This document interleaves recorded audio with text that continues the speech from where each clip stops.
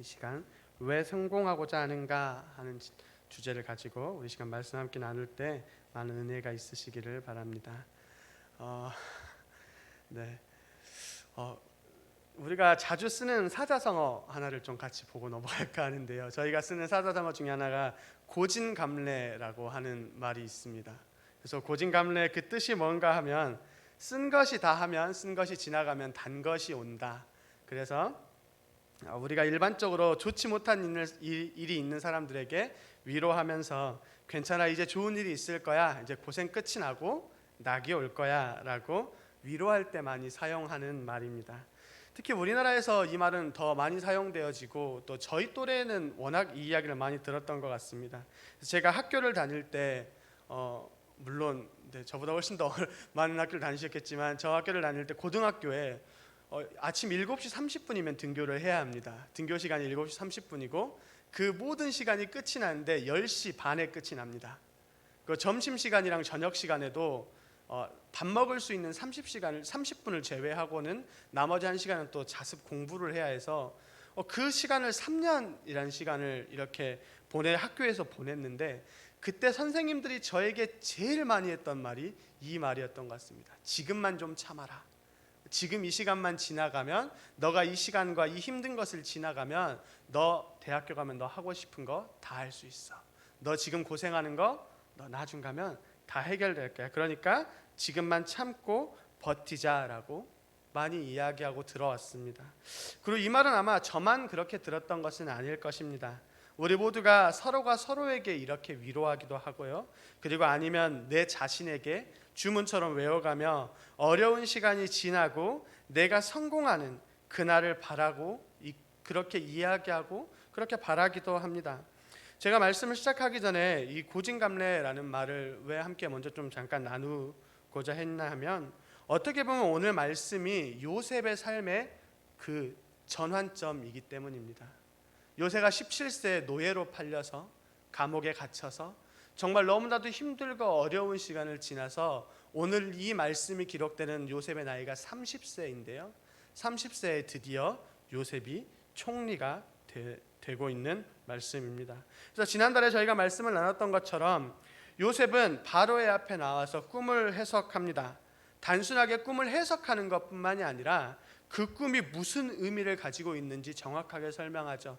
7년의 풍년과 7년의 대흉년을 이야기하고, 그리고 그것에서 끝나는 것이 아니라 그것을 어떻게 대비하고 어떻게 그 일을 지나갈 것까지도 요셉은 바로와 신하들에게 이야기하고 있습니다. 그래서 이러한 요셉의 딸을 보면서 41장 37절에는 그들이 이 일을 좋게 여겼더라라고 성경에서 말합니다.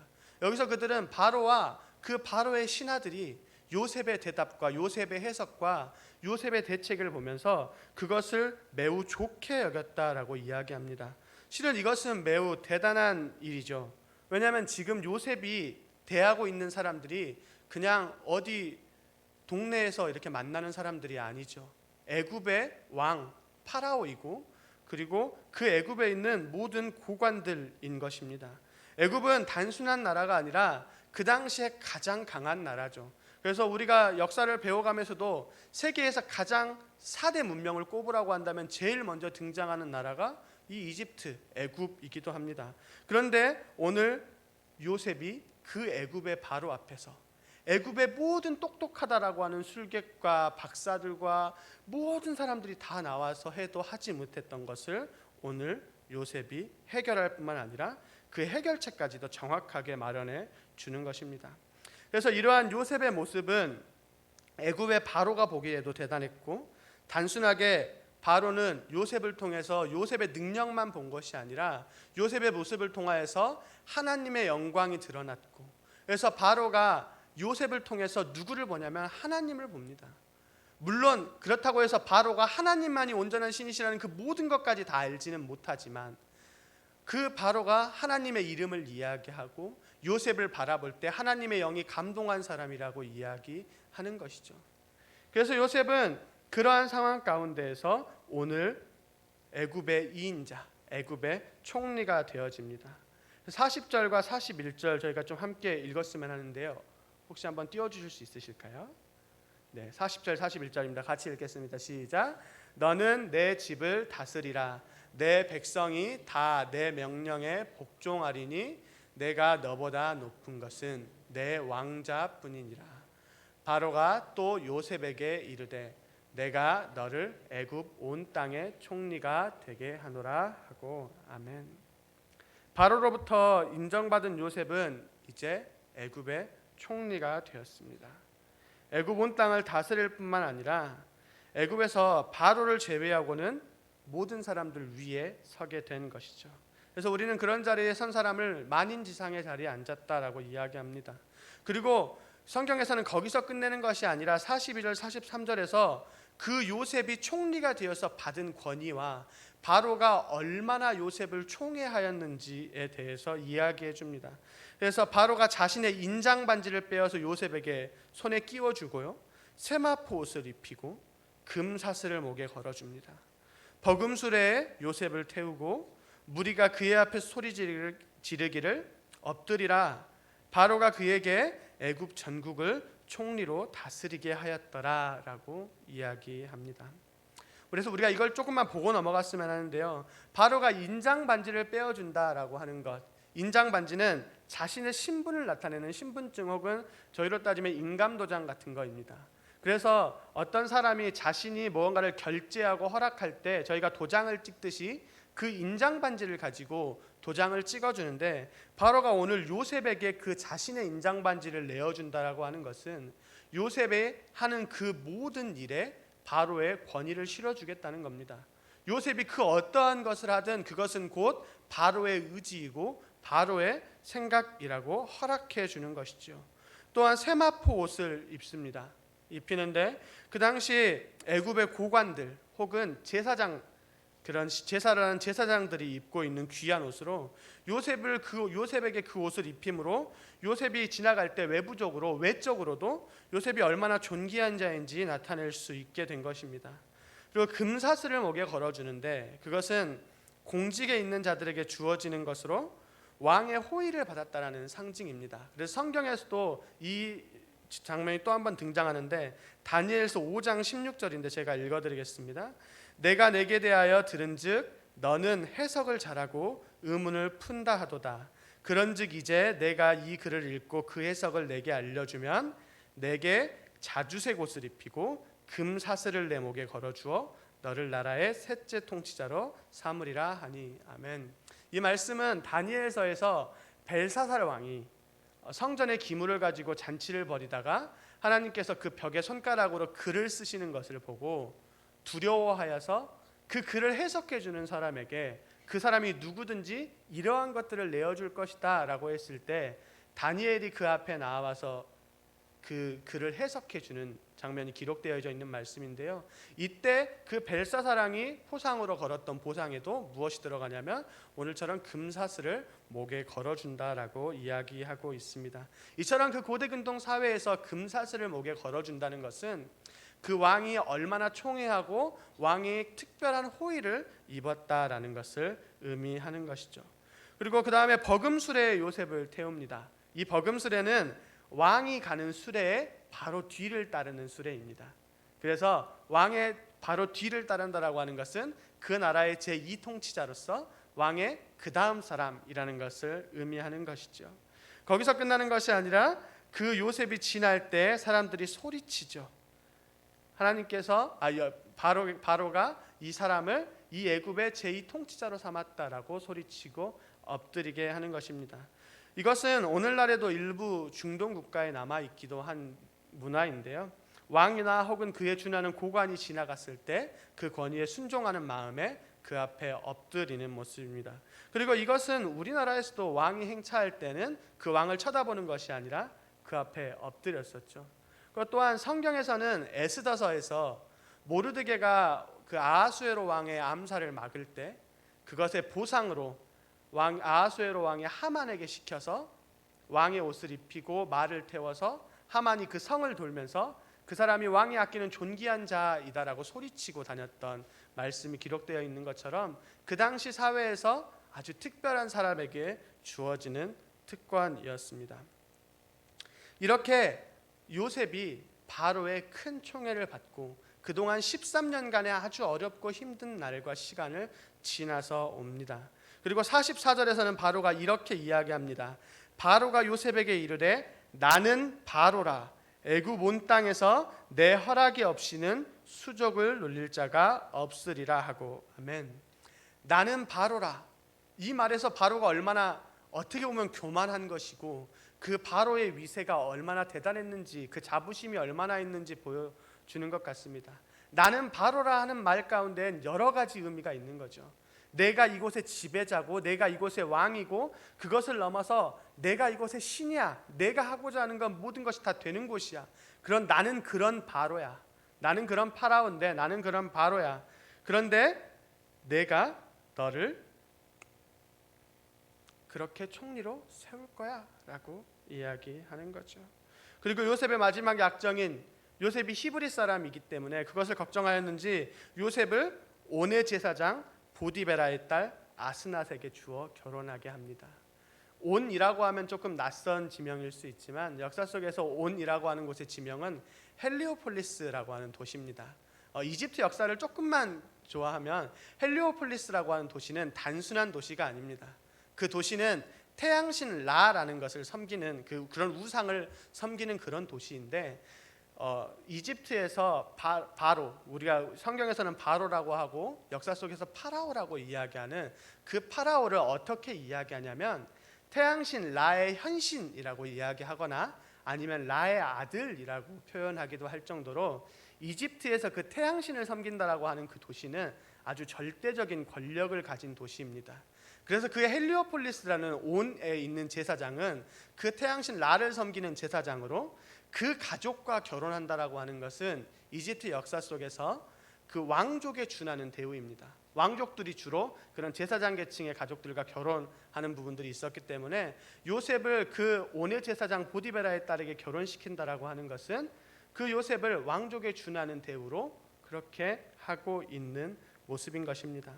이처럼 요셉이 13년의 노예의 시간을 끝내고 애굽의 총리가 되는 놀라운 역사가 일어나죠. 정말 놀라우신 하나님의 역사이신 것입니다.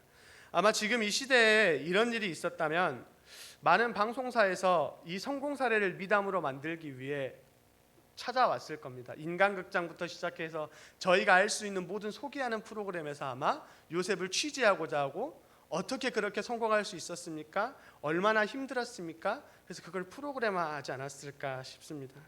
이처럼 요셉은 오늘 대단한 성공을 하였고 그렇기 때문에 우리 역시도 말씀을 볼 때 때때로 요셉의 이야기를 통해서 우리가 처음 말했던 것처럼 고진감래 그렇게 버티고 고난을 이겨내고 견뎌내면 성공 그 후에 낙이 찾아올 것이라는 의미로 교회에 사용하기도 하죠. 무슨 말인가 하면 요셉의 성공을 가지고 우리도 그렇게 요셉처럼 성공하기 위해서 이것을 견뎌야 한다, 이 시간이 지나야 한다 이야기하고 더 나아가서는 하나님께 내가 요셉처럼 되기를 기도하기도 하죠. 그래서 하나님 저도 요셉처럼 하나님께 크게 사용받고 싶습니다. 요셉이 총리가 되어서 그 나라를 다스렸던 것처럼 저도 그렇게 크게 사용받고 싶습니다 라고 기도할 때가 있다는 것입니다. 제가 어릴 때 부흥회, 지금은 부흥회가 많이 없어졌는데 어렸을 때 부흥회에 갔을 때 제일 많이 들었던 이야기 중에 하나가 요셉의 이야기였죠. 그래서 요셉의 고난의 시리즈를 이렇게 시리즈로 듣고 그리고 그 안에서 우리가 요셉처럼 되기 위해서 꿈을 꾸어야 된다라고. 특히 저희같이 어린 친구들에게는 요셉이 꿈을 꾸었던 것처럼 큰 꿈을 꾸고 큰 꿈을 향해 달리고 그렇게 말씀 읽고 봉사하고 헌신하고 해서 그렇게 살아서 너희도 요셉처럼 되어야 한다라고 이야기하고 그 말을 듣는 저희도 그 많은 성도님들이 그 자리에서 눈물을 흘리며 목이 터져라 하나님께 기도했던 순간들이 있었습니다. 그래서 저희 아버지가 저에게 성경을 선물해 주셨는데 그 성경에 이렇게 이름을 적어줄 때 김재득 적어주는 게 아니라 김요셉 아니면 김다윗 그렇게 되기를 바라는 마음으로 그렇게 적어서 저에게 선물해 주시기도 했죠. 그런데 제가 지금 이렇게 이야기하는 것은 그 소망과 기도가 옳자 그르냐 그런 것을 이야기하고자 하는 것이 아니라 우리가 이 말씀을 읽는 동안에 한 가지 좀 점검하고 넘어가야 될 부분이 있지 않는가 싶어서 우리 함께 좀 그것을 나눠보려고 합니다. 단지 우리가 이러한 성공의 이야기를 성경에서 읽고 묵상할 때 우리는 왜 요셉처럼 성공하고자 하는가?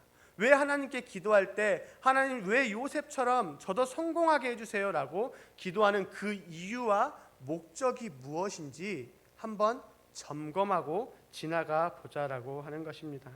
만약 우리가 하나님께 요셉과 같이 성공해달라고 하는 기도의 우리 목적과 이유가 오늘 우리가 읽었던 말씀에서 나오는 것처럼 요셉의 삶과 삶 속에서 하나님과 동행하고 그분의 영광을 나타내고 그리고 하나님의 계획대로 그 안에서 살아가는 것이라고 하면 다행이고 그렇게 살아가는 것이지만, 만약에 우리가 그렇게 기도하는 목적이 요셉이 총리가 되었던 것처럼 총리가 되는 것 그 자체가 목적이 되어진다거나, 아니면 물질적 안정과 그리고 사회적 성공이 그 목적 자체가 되어진다면 우리는 이것을 한번 생각해 볼 필요가 있다라고 하는 것입니다.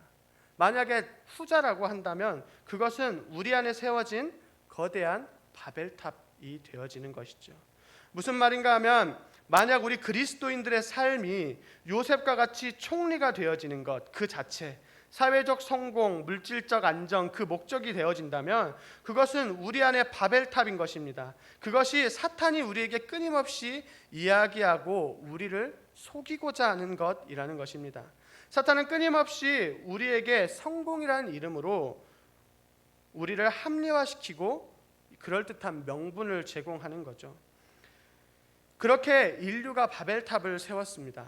하나님과 함께 살아가는 에덴 동산에서 만족하지 못하고 하나님과 같이 되고자 하는 마음을 가지고 하나님의 명령을 어기고 선악을 알게 하는 나무의 열매를 먹었습니다. 그 사람들의 처음 시작도 그 목적이 처음부터 하나님과 같이 되고자 하기 위해 살았던 것이 아니죠. 성경에서 하나님께서 에덴 동산에서 아담과 하와를 만들고 뭐라고 하시냐면 보시기에 좋았더라라고 말합니다. 아담과 하와도 하나님과 함께 동행하는 삶을 살았죠. 그런데 그 안에 한 가지 욕심이 생기는 겁니다. 사탄의 꼬임이 들어가는 거예요. 사탄이 뭐라고 합니까? 그 하와에게 너가 저 열매를 먹으면 하나님처럼 될 수 있어. 하와가 그 이야기를 듣고 그 선악과의 열매를 따서 먹죠. 창세기 3장 4절 5절입니다. 뱀이 여자에게 이르되 너희가 결코 죽지 아니하리니 너희가 그것을 먹는 날에는 너희 눈이 밝아져 하나님과 같이 되어 선악을 알 줄 하나님이 아심이라. 11장 4절에서는 이렇게 이야기합니다. 또 말하되 자 성읍과 탑을 건설하여 그 탑 꼭대기를 하늘에 닿게 하여 우리 이름을 내고 온 지면에 흩어짐을 면하자 하였더니. 아멘. 사탄이 이렇게 우리의 이유를 바꾸는 것이죠. 사탄은 변하지 않습니다. 지금도 끊임없이 우리를 유혹합니다. 그 유혹은 교묘하죠. 하나님과 같이 되고자 하는 마음을 불어넣습니다. 이렇게 이야기하면 우리가 나는 그렇지 않은데 하시겠지만, 세상이 지금 우리 특히 저희 젊은 세대에게 하는 건 모토 중에 하나가 뭐냐면 너는 할 수 있어입니다. 세상은 우리를 향해서 넌 할 수 있어, 너가 해야지, 해내야지, 열심히 해야지, 그래서 너는 대단한 사람이 될 수 있고 너는 대단한 사람이니까 그렇게 열심히 하면 너가 모든 것을 이룰 수 있어 라고 이야기하고 있습니다. 이것은 교회에도 들어옵니다. 그래서 교회 다니는 많은 사람들이 사탄의 꼬임에 한 번씩 넘어질 때가 있죠. 그래서 사탄은 우리에게 그렇게 이야기합니다. 너가 할 수 있어, 너가 봉사하면 되잖아, 너의 능력으로 할 수 있어, 너 찬양팀 너 찬양 잘하잖아, 너 뭐 잘하잖아, 너가 돈 많이 벌어서 그렇게 해서 헌금하고 너가 돈 많이 벌어서 그렇게 교회 지으면 되지, 너가 성공해서 그 다음에 교회에서 열심히 하면 되지 라고 그렇게 이야기하기도 하는 것입니다. 하지만 우리는 이러한 유혹 속에서 분명하지만 분별하여야 합니다. 우리는 우리가 하나님 앞에 성공하고자 하는 기도의 목적, 우리가 처음에 하나님께 했던 기도를 잊어서는 안 됩니다. 요셉은 총리가 되게 해달라고 하나님께 기도했던 것이 아니었습니다. 요셉은요, 총리가 되기 위해서 그런 꿈을 꿨던 것도 아니고요, 총리가 되기 위해서 그 시간을 견뎠던 것이 아닙니다. 요셉은 그저 하나님의 계획하신 가운데 살아갔죠. 그리고 요셉의 삶 가운데 요셉은 하나님과 동행하는 삶을 살았습니다. 그렇기 때문에 성경에서 요셉을 보고 하나님과 동행하였기 때문에 형통하였더라 라고 기록하고 있는 것입니다.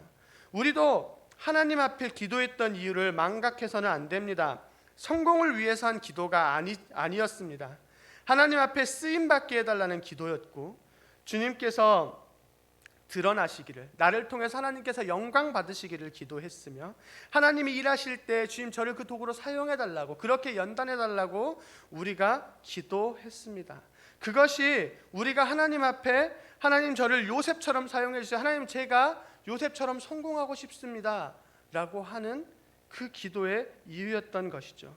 그런데 그러한 우리 삶에 내가 드러난다면, 하나님이 뒤로 밀려난다면, 우리는 그것이 보일 때 지체하지 말고 우리가 왜 처음 기도하였는가, 그 처음으로 돌아가야 합니다. 우리가 왜 성공하고자 하나님께, 하나님 제가 요셉처럼, 다윗처럼 하나님 제가 이렇게 살아가겠습니다라고 왜 그렇게 기도했는지 우리가 그 처음으로 돌아가야 하고 점검할 필요가 있다라고 하는 것입니다. 그리고 우리는 그 답을 고민하고 살아가는 것처럼 이것을 우리의 다음 세대에게도 똑같이 질문하고 가르쳐야 합니다. 제가 중고등부를 맡고 있고 청년부를 아이들과 같이 이렇게 생활하고 있는데, 그 아이들과 생활하면서 가장 마음이 아픈 것은 아이들이 이러한 기도를 점점 잊어간다라고 하는 것입니다. 하나님의 자녀로 살아가야 하는 우리의 아이들이 하나님의 말씀이 아니라 세상이 말하는 성공을 향해 조금씩 가려고 합니다. 그리고 그것의 가장 무서운 것은 아이들이 인식하지도 못하고 생각하지도 못한 사이에 그러한 세상이 말하는 말에 빠져든다라고 하는 것이죠. 이것이 무서움입니다. 세상에 어떤 그리스도인이 하나님 저는 이제 세상을 위해 살아가겠습니다 라고 말하겠어요? 그 어떤 그리스도인도, 그리고 우리의 아이들도 그렇게 대놓고 이야기하지 않습니다. 그 아이들도 전부 전 하나님을 믿어요 라고 이야기합니다. 저 하나님 말씀대로 살 거예요 라고 고백한단 말입니다. 그런데 그 아이들의 삶 가운데에서는 그 고백과는 전혀 다른 삶이 사라진다라고 하는 것이죠. 그것은 금방 보여집니다. 이번 주에 저희 아이들도 시험 기간이 되고요, 그리고 지난주 지지난주엔 대학교 시험 기간이 되면 아이들의 숫자가 확 줄어듭니다.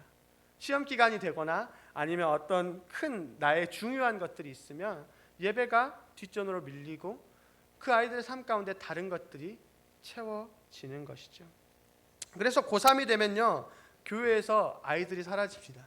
비단 우리 교회의 이야기가 아닙니다. 큰 교회도 마찬가지죠. 고3이 되면 아이들 수가 반수로 줄어듭니다. 안 보입니다. 그리고 그 아이들 중에서 또 대학교를 가면 공무원 시험을 준비하고 어떠한 시험을 준비하면 조용히 한 명, 두 명 아이들이 안 보입니다. 그래서 교회에서 아이들이 한두 명씩 안 보여서 연락을 해보면, 저 어떤 시험 준비하고 있어가지고요, 제가 이 시험 합격하면 제가 이거 끝나가지고 대학교 들어가면 제가 그때부터 열심히 나갈게요 라고 이야기하는 것이죠. 이것이 지금 현재 교회의 모습이기도 합니다.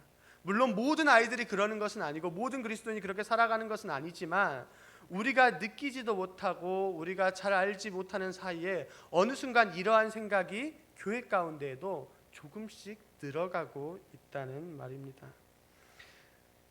이것은 왜 그런가 하면 어느 순간 우리가 목적을 잃어버렸기 때문입니다.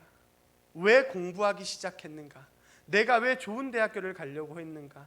그 아이들의 처음 기도도 하나님 제가 이렇게 좋은 사람이 돼서, 하나님 제가 소방관이 돼서, 제가 경찰관이 돼서, 하나님 제가 무엇이 돼서 하나님께 영광을 올릴게요 라고 시작했던 그 기도의 시작이 가는 길 중간에 그 목적이 이뤄지고 내가 왜 성공하고자 하는 것을 망각하는 그 순간에 하나님의 자리가 조금씩 세상으로 채워져 가고 있다라고 하는 것입니다.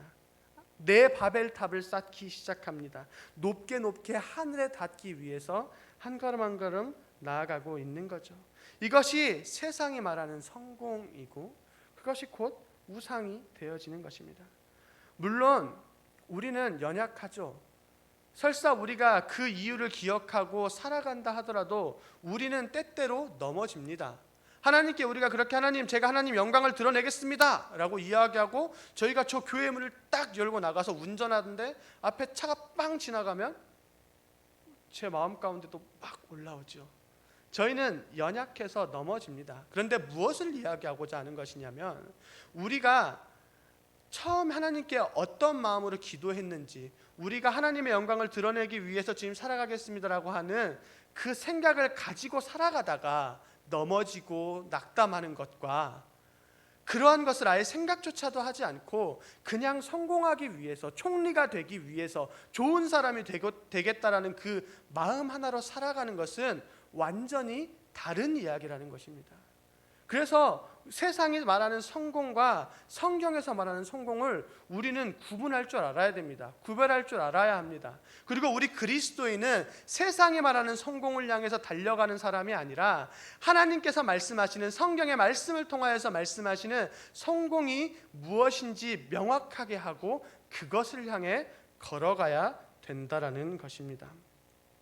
그래서 우리는 그리스도인으로서 하나님께서 말씀하시는 바른 답을 살아가야 합니다. 제가 주제로 삼았던 왜 성공하려고 하는가에 대한 질문에 세상적인 답이 아니라, 세상이 말하는 성공의 이유와 정답이 아니라, 하나님께서 성경에서, 성경을 통하여서 우리에게 어떻게 말씀하고 계시는지 그 정답을 우리도 가지고 있어야 하며 그 말씀대로 살아가야 한다는 것입니다. 그렇다면 그리스도인이 가져야 되는 성공은 무엇이냐? 그리스도인의 성공은 요셉의 상황에서 보면 총리가 되는 그 자체가 성공은 아닙니다. 그리스도인의 성공은 세상이 말하는 물질적 안정도 아니고요, 그 어떠한 것도 아닙니다. 요셉은 그 삶을 통하여서 하나님을 나타내고자 했습니다.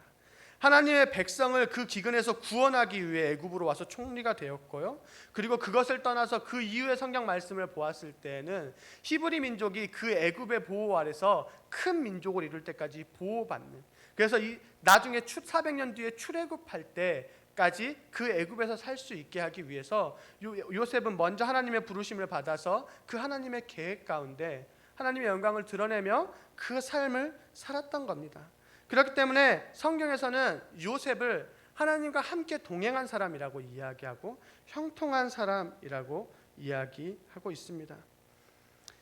그래서 요셉은 그 자신을 위해서 살아가지 않았죠. 자신의 복수를 하려고 하지도 않았습니다. 요셉이 총리가 되어서 형들을 만났을 때 조금 복수도 해볼 수 있고 혼도 내볼 수 있겠지만 요셉은 그 어떠한 것도 하지 않습니다. 오히려 형들을 위로하고 형들에게 말하기를, 하나님께서 나를 이곳에 인도하셨다, 하나님이 나를 먼저 이곳에 보내서 준비시키셨습니다 라고 이야기하고 있는 것입니다. 그리고 애굽의 바로에게 축복을 받고 그 나라 백성으로 살아가려고 하지도 않습니다. 야곱의 축복을 받고요, 그리고 그 아들들의 이름들을 그렇게 지어가고요, 그리고 또한 자신이 죽을 때 마지막에 자신의 유고를 출애굽할 때 가지고 가달라고 이야기합니다. 요셉은 그 죽을 때까지도 자신이 이 애굽의 총리로 살아갔지만 애굽 백성이 아닌 하나님 나라의 백성, 하나님의 자녀임을 분명하게 하고 있는 것입니다. 그렇기 때문에 자신의 유고를 출애굽할 때 가지고 나가달라고 이야기하는 것이죠. 즉 요셉이 가진 성공의 이유, 그리고 오늘 항상 말씀에서 이야기하고 있는 성격적 성공은 무엇을 이야기하냐면 하나님을 나타내고 하나님의 계획을 이루는 도구로 사용받는 것입니다. 그냥 그 과정 중에 총리가 있었을 뿐입니다. 그 과정 중에 노예 생활이 있었고요, 그 과정 중에 죄수의 시간이 있었습니다. 그래서 총리가 되어서 성공했기 때문에 요셉이 하나님께 쓰임받았던 것이 아니지요. 오히려 성경에서는 하나님께서 요셉을 형통하였다라고 기록하는 것은 요셉이 노예로 있을 때, 죄수로 있을 때 성경에서는 그렇게 기록합니다. 그렇기 때문에 요셉은요, 그냥 살아가면서 하나님의 영광을 나타내며 살아가는 것, 그 자체가 요셉이 살아가는 성공이었던 것이죠. 그렇다면 우리도 다시 한번 우리 스스로 점검해 보았으면 좋겠습니다. 왜 성공하고자 하십니까? 아니 왜 성공하고자 하셨었고, 그리고 이제는 또 자녀들을 왜 성공하게 키우려고 하십니까? 우리는 이것에 대해서 반드시 그 질문에 대해서 정직하게 정답을 내리고, 그리고 그 바른 답을 세울 필요가 있습니다. 우리는 그 목적을 분명하게 하여야 합니다. 무엇인가 하면 우리의 삶의 목적, 우리의 성공의 목적, 우리의 모든 이유는 하나님의 영광을 나타내기 위해서입니다. 그래서 소요리 문답 제1문에서 이렇게 말하고 있습니다. 사람의 제일 되는 목적은 무엇인가? 사람의 제일 되는 목적은 하나님을 영화롭게 하는 것과 영원토록 그를 즐거워하는 것입니다. 왜 성공하고자 하냐? 우리의 목적이 무엇이냐? 우리가 성공하고자 하는 목적이 무엇이냐? 우리의 대답은 하나님을 영화롭게 하기 위함입니다. 그리고 또한 그분을 영원히 즐거워하기 위함입니다. 왜냐하면 이러한 우리를 만드신 분도 하나님이시고 우리를 구원하신 분도 하나님이시기 때문입니다.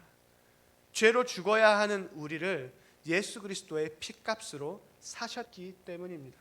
그렇기 때문에 우리의 삶의 목적과 우리의 삶은 내 것이 아니지요.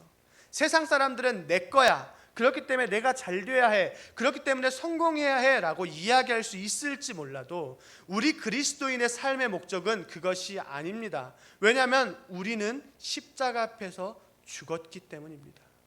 십자가 앞에서 예수 그리스도의 피값으로 우리는 사졌습니다. 그렇기 때문에 우리는요, 우리의 마음대로 살아가는 것이 아니라 예수 그리스도를 따라 살아가야 하는 것이죠. 그렇기 때문에 세상은 우리를 향해서 그리스도인이라고 부릅니다. 예수 그리스도를 따라가는 사람이라고 부르는 것입니다. 그렇기 때문에 우리의 성공의 목적은요, 우리의 삶의 목적은요, 세상이 말하는 성공이 아니라 하나님의 영광을 드러내고 그리고 그 하나님을 전하는 삶을 살아가야 한다는 것을 기억하셔야 합니다. 그리고 우리는 우리가 그러한 고백을 가지고 살아가고 그리고 우리의 다음 세대에게도 이것을 전해 주어야 합니다. 그것이 우리 다음 세대가 살아갈 수 있는 이유인 것입니다. 우리의 삶의 목적이 그러하다면 우리의 다음 세대의 삶의 목적 역시 같습니다. 우리의 다음 세대도요, 그 아이들의 삶의 목적은요, 좋은 학교, 좋은 직장, 좋은 집, 조금 더 안정적이고 편안하게 살게 해주는 것. 우리가 힘들었으니까 너희는 조금 더 편하게 살아. 물론 그랬으면 좋겠다라고 하는 마음, 그리고 저도 그렇게 살아가고 싶다 하는 마음이 있고, 그리고 그렇게 하나님께서 분명하지만 우리를 인도하신다라고 약속하십니다. 하지만 그것이 먼저 되어서는 안 된다라는 것입니다. 그 아이들, 우리 다음 세대도요, 가장 먼저 되어야 할 것은 하나님의 영광을 드러내고 그 하나님을 즐거워하며 살아가야 된다라고 하는 것입니다. 그렇기 때문에 오늘 한 주간을 살아가시는 동안에도 하나님의 영광을 드러내기 위해 살아가시고, 그리고 우리의 삶 가운데에서 내가 드러나는 그 상황 가운데에서 항상 처음 우리가 왜 하나님께 기도하였는가, 왜 우리가 하나님께 어떻게 헌신하였는가에 대해서 그 의미를 다시 한번 되새기시고 그렇게 살아가며, 그리고 우리의 다음 세대에게도 그렇게 살아갈 수 있도록 그것을 돕고 전하며 살아가는 우리 모두가 되었으면 좋겠습니다. 기도하겠습니다. 살아계신 하나님 아버지, 감사합니다. 주님, 우리가 오늘 요새의 말씀을 통하여서 저희의 삶을 다시 한번 점검해 봅니다. 우리가 하나님께 왜 성공을, 어떤 것을 위해 헌신하고 기도하였는지 다시 한번 점검합니다. 지금 우리가 우리의 삶 가운데에서 우리의 성공을 향해, 세상의 성공을 향해 달려가지 않게 하시고, 좀 어렵고 힘듦에도 불구하고 좀 저희가 하나님을 바라보고 하나님의 영광을 나타내는 그러한 삶을 살아가는 그런 용기 있는 저희 모든 성도님들 될 수 있도록 이 시간 함께해 주시옵소서. 살아계신 예수 그리스도 이름으로 기도드립니다. 아멘.